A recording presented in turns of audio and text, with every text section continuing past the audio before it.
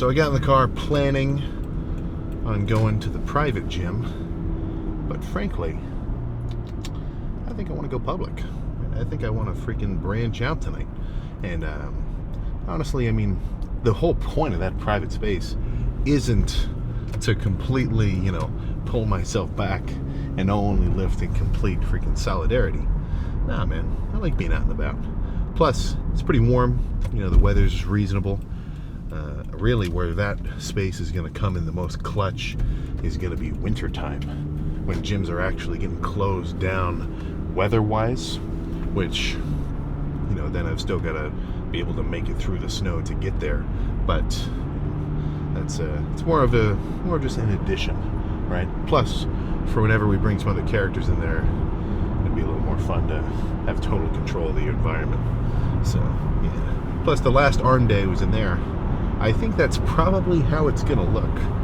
At least as if I were to guess, I think these lifts are probably gonna look something along the lines of about 50-50 of private and public. Because it's like, I don't have every piece of equipment, and also, shit, man, I'm a damn social creature.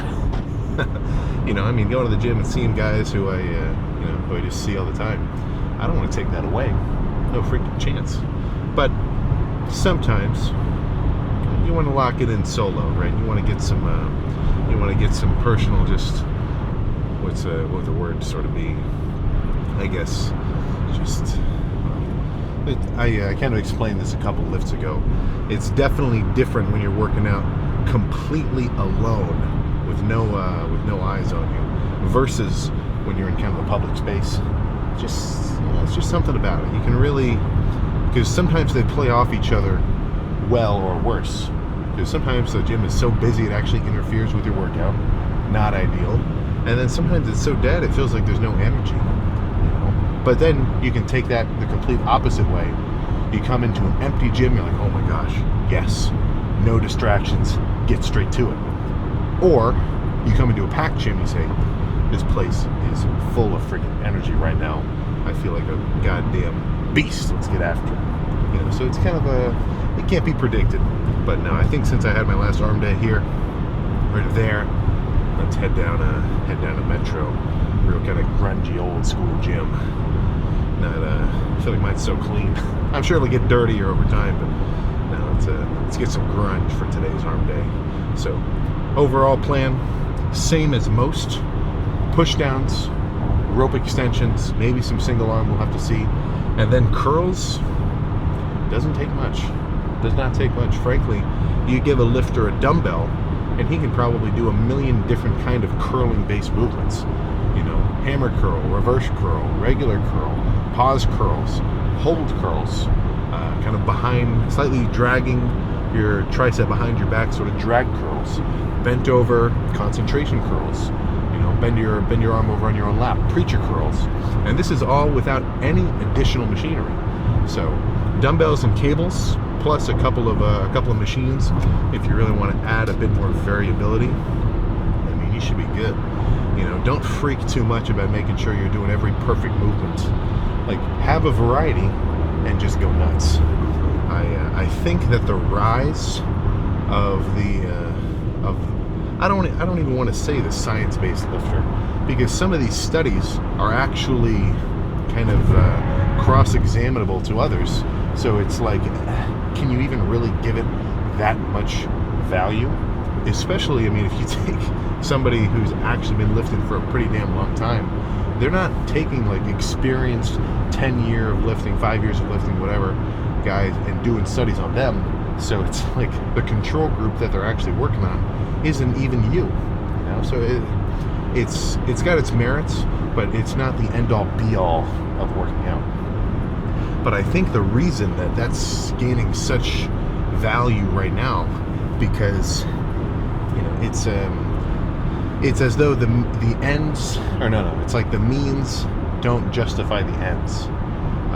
So like the opposite of how you would think it would be. Right? Like somebody would be more concerned with making sure that their form is unimpeachable and that nobody could critique the way they're working out because they're doing it right.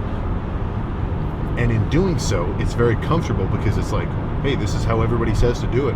You know, I'm listening to all these top 5 guys, and I'm doing exactly how they say to do it.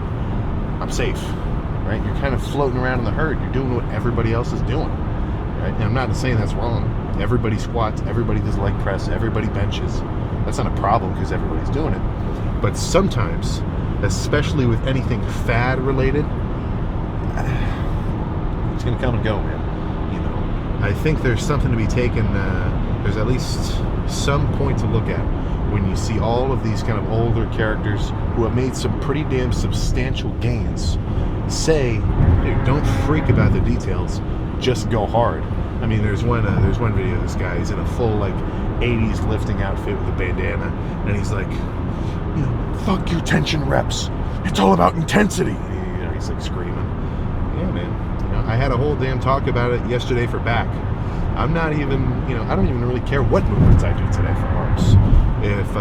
If all the tricep attachments were gone and all I had was like the bare cable or just a rope or just a whatever, I'd still have a good lift, because I would just pick a couple different movements I'd have access to and make sure I take those to 100%. So as long as you're actually killing it, I think you're good.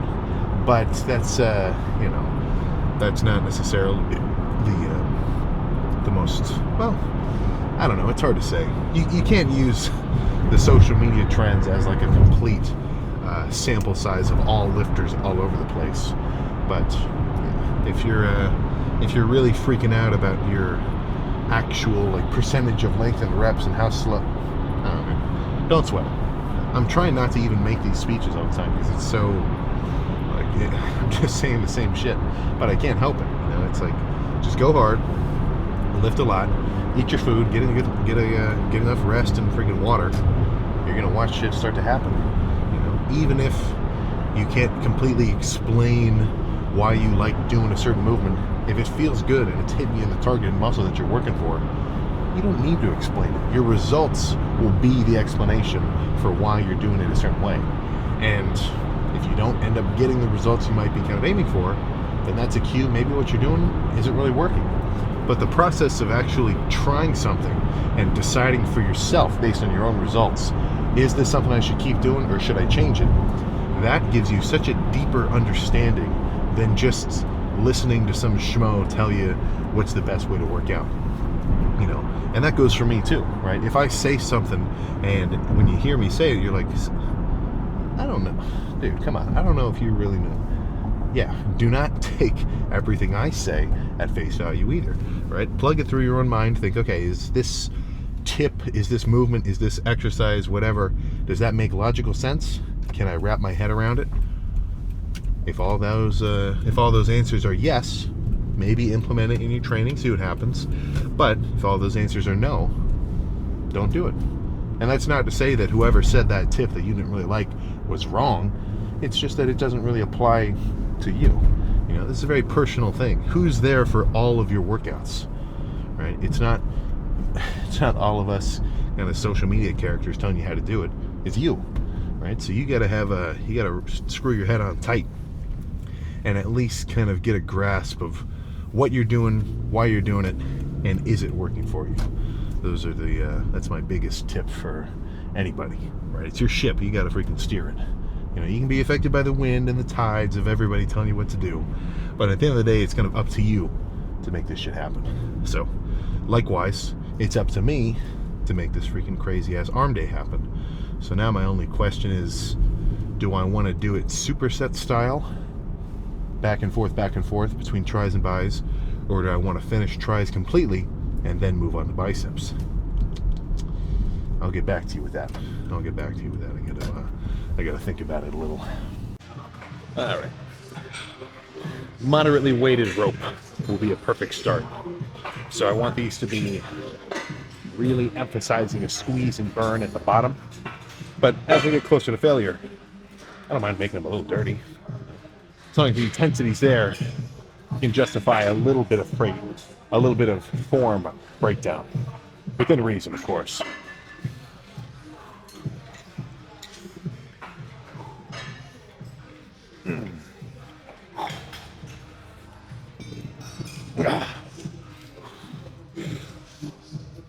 Yeah. Yeah.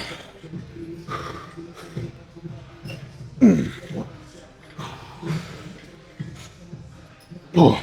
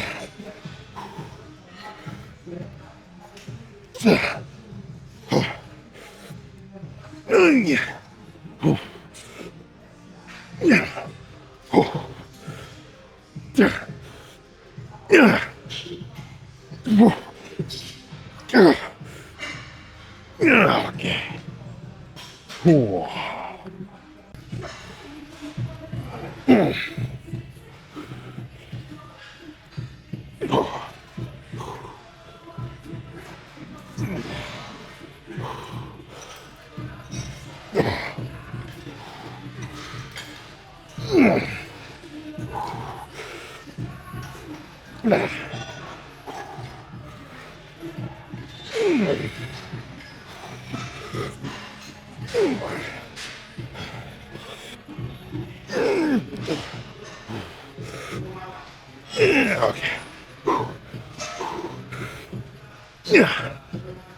Okay. Yeah. Okay. Holy crap. I lied. Let's see, one more, and maybe one more after that. But these feel sweet.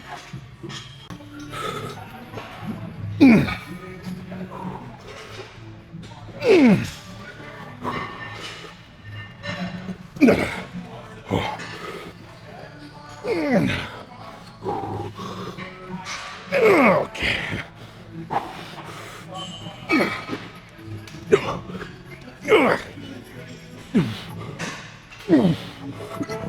Okay. Oh my God. All right, that's enough. Let's pick a new movement. Let's counter those light squeezing rope extensions with some heavy, nasty, easy bar pushdowns. But I'm not going too crazy. I mean, there's not even extra plates left on the side. Reasonably moderate, but I want this to be nasty, even though it's a little less controlled. I'd say less controlled, but not out of control. That's a good description.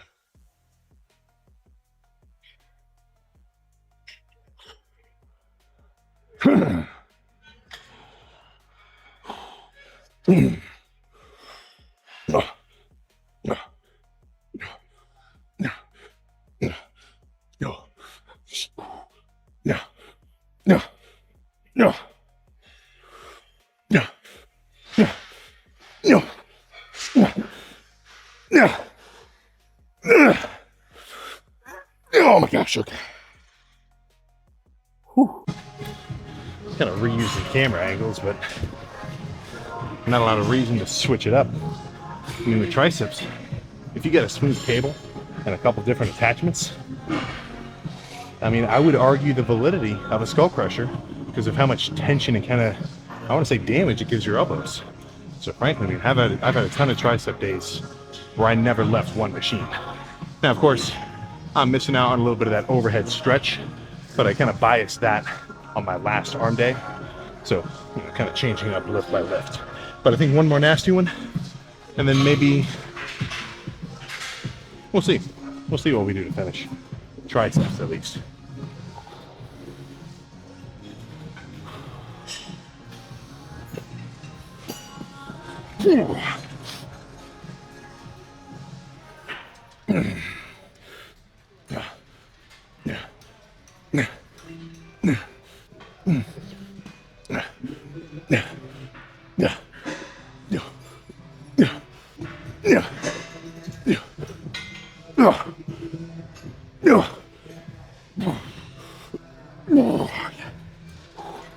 Let's make this a little bit of a drop set.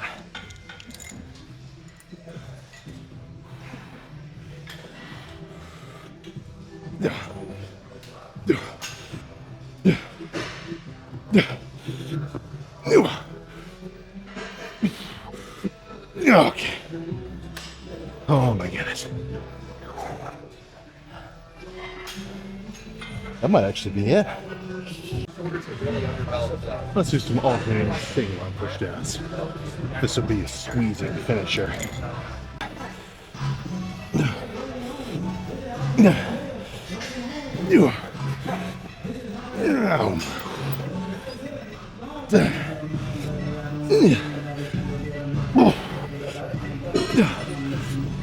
Oh my gosh.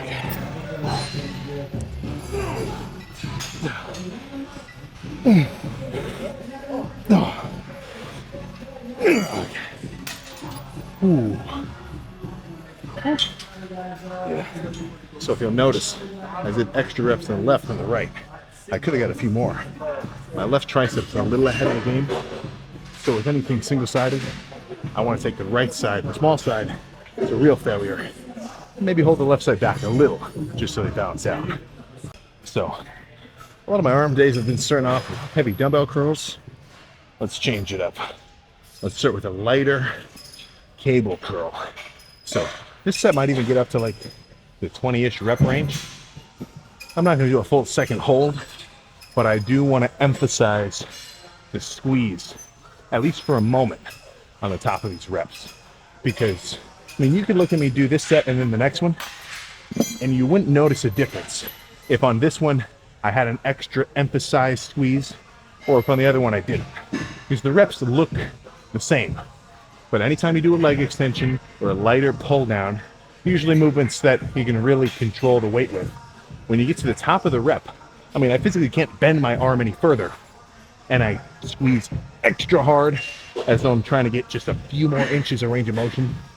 I promise, just having that cue in your mind will make a subtle difference to your set, because every rep will have a little bit of extra contraction, a little bit of extra kind of internal, you know, metabolites and lactic acid or anything else like that.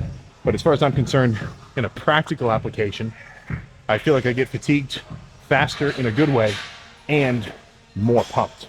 So it's like, where's the downside? So let's creep the sleeve out a little.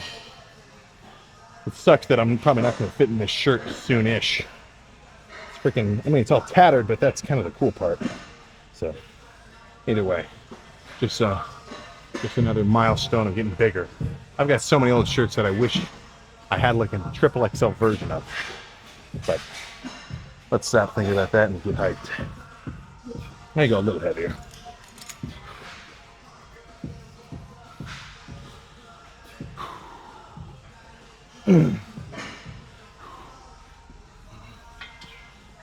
Come on.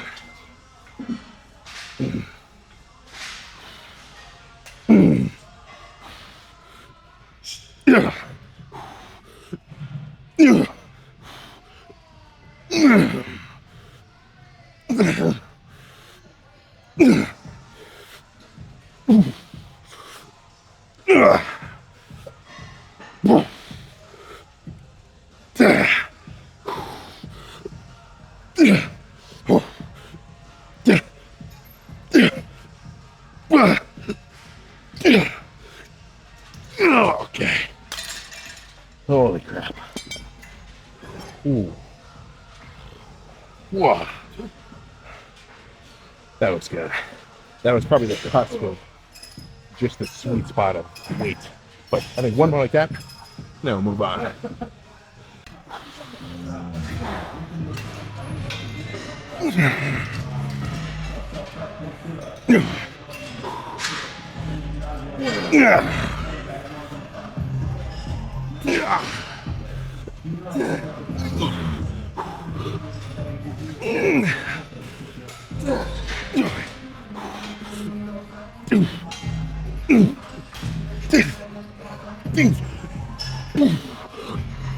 Okay. Oh my goodness.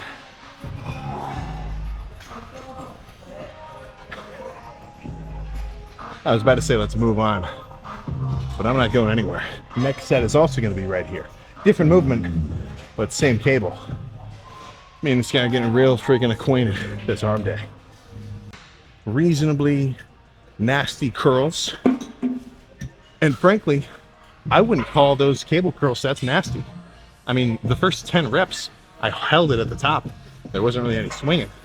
The only time the swinging came into play was for once I was already pretty fatigued, just to get some extra oomph out of the set, which I say is A-okay, right? I said this a couple times. It's like it's like a mullet. Clean the front and get a little dirty in the back. But now, let's do some bicep bias pull down. Same handle, just overhead, and I'm only thinking biceps. Like, even though it's this big pull downy movement, looks like a back movement, all I'm trying to do is pull my pinky toward my shoulder. That's my cue. Now, as I get weaker, I might use my lats a little as self-assistance, but once I start feeling too much lats, that's my cue to cut it, because, you know, now my biceps aren't actually doing the work. But in terms of a squeeze, I'm hard pressed to say that there's a better movement. Obviously, like a light curl, you can really squeeze it, but as just a movement in general, very squeeze focused here, which is what I want. It's a good change up from the last set.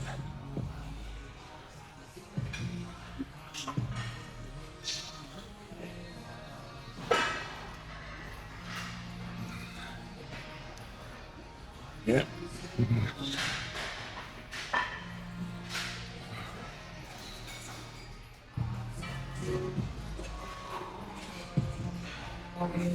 And the straps are just to help me keep my forearms out of it.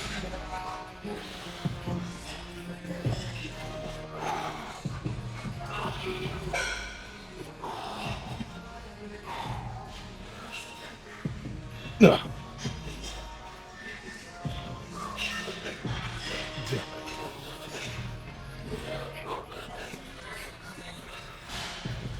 Yeah. Yeah.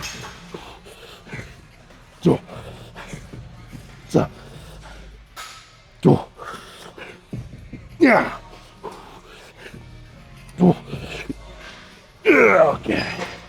Oh my God. Whoa. One more. Then let's do some dumbbells or something.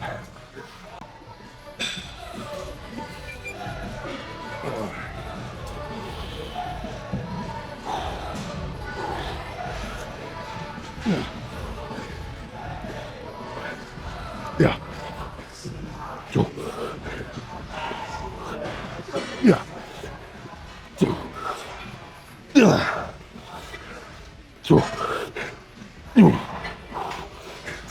Yeah.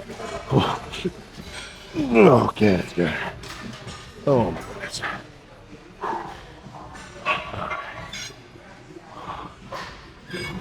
Let's move on. What's that? No, yeah, you go over there. I was just doing that. Oh my goodness. I think I'm due for some incline stretch focus curls. 65s are out of the question.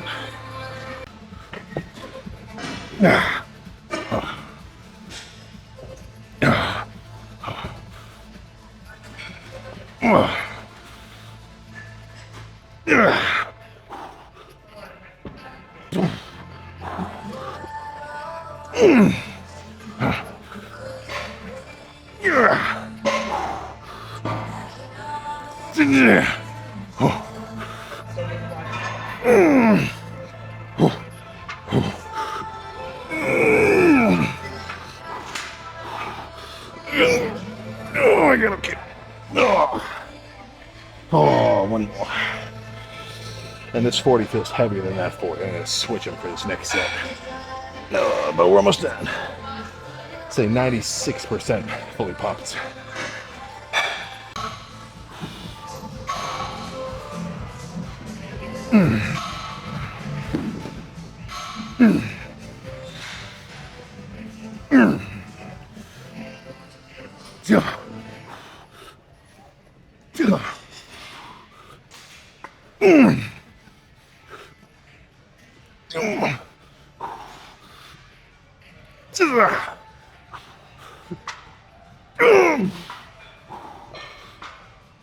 Oh my God, okay. Oh, that's enough. All right. I've seen freakier, but honestly, this is some pretty classic down lighting, even if it is a little soft. But let's see what arms are looking like And frankly, not even judging them based on pumpness, purely on like subjective feeling of like fatigue and kind of like tightness, plus inability to like reach the back of my neck to scratch it. I think I'm freaking cooking with gas today. But let's run through some poses.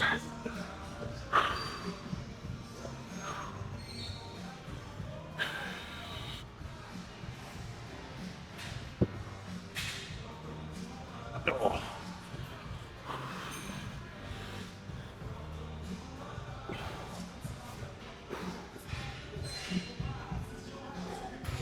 So yeah, I'm trying to get rid of that gap between my lats and my forearms. That's one of my main goals of this whole bulking phase. Oh my gosh. Oh, but that was a good lift. Dense and really kind of rough sets in a good way. And I mean, the point isn't to be in here forever. Like, as much fun as that would be, you know, to come in for a 4-hour arm day. That's just not the point, man. Right? Come in, you do your damnedest to stimulate whatever muscle you're aiming for. Ugh. And it shouldn't take too long to do it. But arms rect, I'm glad I came here. Really get to feed off the energy. So legs might be a little more, let's just say, executing solidarity tomorrow. We can break in some of the hack squats, the pendulum, just everything. But we'll just have to see. For now, I'm focused on getting home, getting some damn grub in my system. So let's get out of here. All right. That was well, not nasty. I don't think nasty is the right word. But that was a solid arm day. Oh my gosh. Yeah, I'm definitely going to feel that tomorrow. Goodness. In a good way, of course. In a freaking good way. And right now, I am... Holy crap. Yeah, I'm freaking starving. It had been about like 2 hours since I ate before I started packing up my stuff to, you know, get out here. And it's, you know, I don't really want to eat anything right before lifting. Just having something in your stomach, I feel like it kind of throws me off. Plus, if you've got a bunch of undigested food sitting in your gut, it's going to throw off your absorption of the actual pre itself. You know, it's kind of I think it's partially along the lines of like how if you eat a lot of fats right before you drink any alcohol, the alcohol's absorption will slow. That's not from experience. That's just like a like an old like poker trick I feel like I saw an Instagram post about, where it's like the lipids kind of just slow some kind of absorption. The logic would be you drink the same amount of drinks as the guy across from you, but if you ate a big ass pat of butter, then you'd stay sober and that guy'd get drunk and he'd start losing, as the legend goes. But same sort of thing with the food, man. I mean, if you got it freshly sitting in your gut as you're going to get your lift started, I do think it kind of adds a bit of just maybe a little sluggishness to the workout. But I'm not saying lift on an empty stomach either. There's a middle ground where obviously eat a good amount of food beforehand, probably within, well, it doesn't matter I guess how soon, but I wouldn't want to eat a big ass meal like an hour before I worked out. Probably 90 minutes is even pushing it. 2 hours would be probably ideal. Like if I had a full like belly busting thing of like rice and ground beef and, you know, whatever else, I want some time to let that sit. You know, it's got to go through its process before I really feel like actually getting up and, you know, actually doing something. Because the act of this is something which I do actually get behind a little. The act of having food in your gullet to actually digest it, you know, I mean, all your intestines are just muscle. I know it seems like it's just a random, you know, conglomeration of like tubes and shit, but it's all muscle gradually contracting and moving all this food around. Like the action of digestion does take energy, right? You know, usually like, oh, I'm eating a bunch of food, I'm getting that energy back. Like you do, but it kind of takes a little bit to sort of extract it right through that digestion process. So, not to mention the fact that your blood sugar is going to get spiked out the wazoo. I mean, depending on what you eat, and then it's going to kind of recalibrate. And, you know, so, main point: it's probably not in your best interest to eat something immediately pre-workout. But hour, 90 minutes as like the maximum kind of proximity, I'd say you're cool. But you know, it depends on the guy, right? Like if you need to work out in the morning, that's your routine where you've actually got time scheduled for your workout, or maybe you just really like a morning workout instead, then I wouldn't be so concerned with that window. I would say try to eat something easily digestible, light, and a little bit carb heavy. You know, like I wouldn't want to say eat a damn 12-ounce ribeye and then take your pre and go throw some freaking weights around. I'd probably lean towards like just maybe 50, 75 grams of carbs of oatmeal, or just like white toast, just something that doesn't hit your stomach hard, right? I mean, just freaking some bananas or something, something light that isn't going to mess with your gut, so that when you do go lift, it doesn't take away from your sort of performance, But don't be fooled. It does take a while to get that energy from the food, So I see guys who are kind of constantly chowing down on, like I see this a lot, like the Sour Patch Kids in the gym. The logic being like, oh, well, dude, I got to keep my glycogen levels up during this workout so I can stay energized. I get the logic, and I've done the logic, because I've drank like 200 grams worth of carbs from like powdered like sports drinks and stuff in like a gallon jug throughout an entire workout, thinking that same thing, more carbs instantly the better. And there might be some minor benefit to the intra-carb or the intra-workout carbs, like but I think going so crazy is just like chewing extra kind of candy and shit. You might be overdoing it. Maybe add some dextrose to like an electrolyte packet or something, so it's like maybe 50 grams of carbs in like a liter, and sip on that, so it's not really hitting you too hard. There you might kind of see some benefit. But yeah, with if you want to leverage your calorie intake such that your gym performance on that given day is optimal, and you're actually feeling strong and fresh. I mean, even right now, I think I probably should have eaten either a bigger meal or lifted earlier, because I'm feeling like hungry. I'm feeling like stomach rumbling hungry right now. So usually I don't want to feel like that right after a lift. It kind of just means I didn't eat enough food today. But yeah, if you really want to leverage that, it's not going to come from that big ass like sugary meal pre-workout like instantly. There are some kind of benefits there, and I've done that before, especially dieting. Sometimes I'll leverage like some really fast digesting carbs, sugars kind of pre-workout, just so I can get kind of a temporary blood sugar increase. Not like a sugar rush or anything, but there is a point to that. But I'd say your best bet is just eat some big meals throughout the day beforehand, so that you've actually digested them, you've got a good amount of glycogen built up, and you're just overall like feeling fresh. That's going to be your best bet. Any kind of intra-workout, post-workout, or pre-workout like calorie leveraging probably won't do you much good. There's some minor benefits there, of course. I mean, any real kind of old school guru character is really going to be pushing like pre-workout, post-workout, intra-workout kind of, and there's definitely a way to go about it, I'm sure, but it's nothing extremely game-changing in my mind, at least. So you get your meals in on a regular fashion, and you should be freaking good.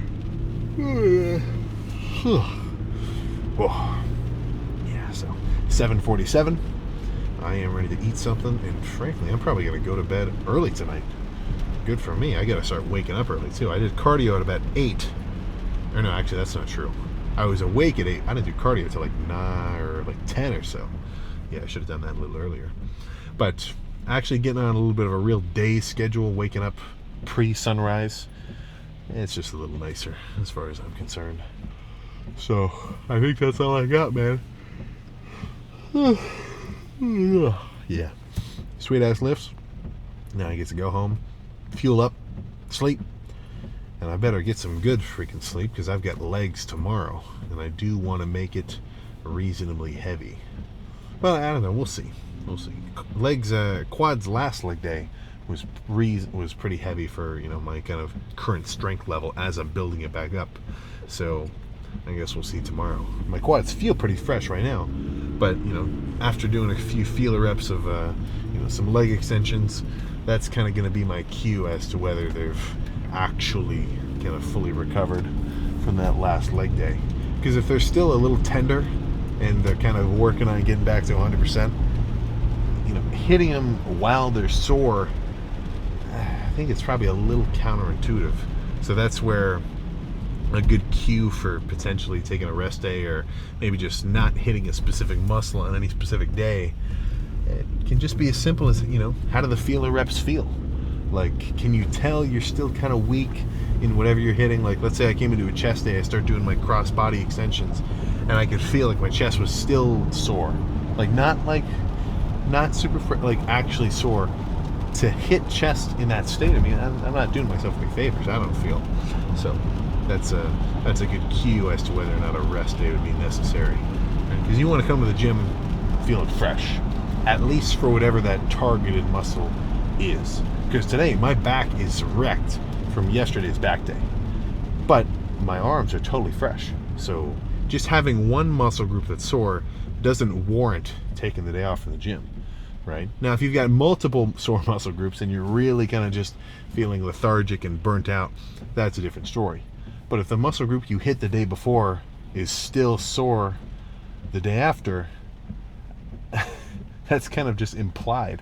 That's just the nature of working out, right? I mean, if it's not a little bit tricky to freaking stand up and sit down on the toilet after a leg day, at least a heavy quad focus leg day, I might be one to question just how did that lift look. Now, maybe it was awesome and you just have badass recovery and you're back to normal the day after. But at least for me, if I've got a good like squatting, leg pressing, leg extension kind of sissy squat, just hitting quads from every angle, kind of quad day, I'm gonna feel it for quite a while. But I think that's all I got there. Kind of sucks that it's a little gloomy out, but no biggie. It won't stop me from tracking my macros and getting a good night's rest for tomorrow. So I'll see you then.